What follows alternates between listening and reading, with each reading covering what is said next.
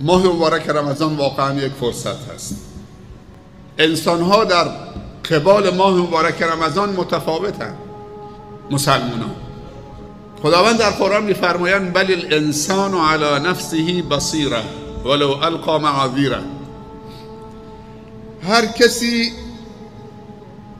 خودشو بهتر میشناسه هرچند که عذر و بهانه پیش بکنه. این قرآنه. هر انسانی بر خودش آگاه ترینه، حتی اگر عذر و بهانه پیش بکنه، مطرح بکنه.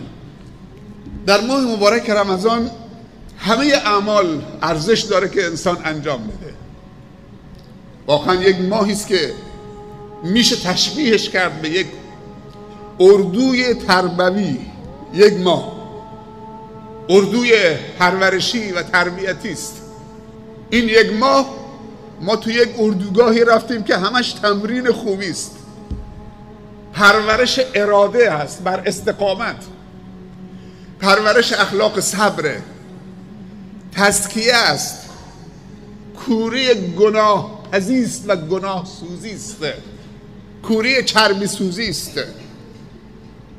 فواید زیادی در این ماه هست و خداوند درباره این ماه و پیامبر صلی الله علیه و سلم صحبت‌های زیادی کرد.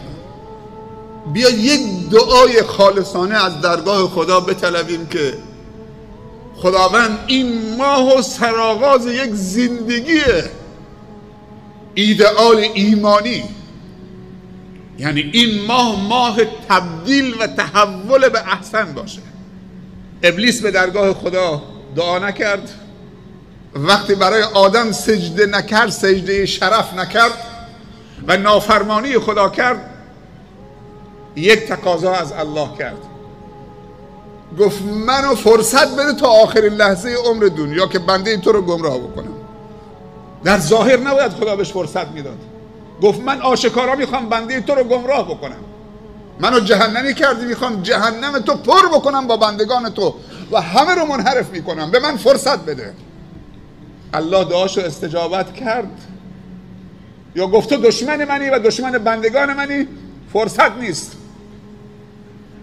پس الله تقاضای ابلیس هم پاسخ داد، چون که از بندگانش اطمینان داشت. هر چند روزی منحرف بشن، سر به سر این دشمن قسم خورده بگذارن، یه روزی توبه میکنن، یه روزی بر میگردن. جمعه تا جمعه، حج و عمره. ماه مبارک رمضان. امروز شیطان چی کاره است؟ اگه غیر از رمضان بود اینطوری طاقت میکردید؟ این روزه چه تغذیه‌ای هست؟ سبحان الله. مثل این که یه سرم غذایی به ما تزریق شده تو ماه مبارک رمضان. معمولا معده که خالی میشه بدنم ضعیف میشه، طاقتم کم میشه، حوصله هم کم میشه. مثل این که ما داریم سرم غذای معنوی داریم تزریق میشیم که این سرم غذایی معنوی جای سرم غذایی مادی هم گرفته. سبحان الله. پس دعای بندگان مؤمنش اجابت نمیکنه.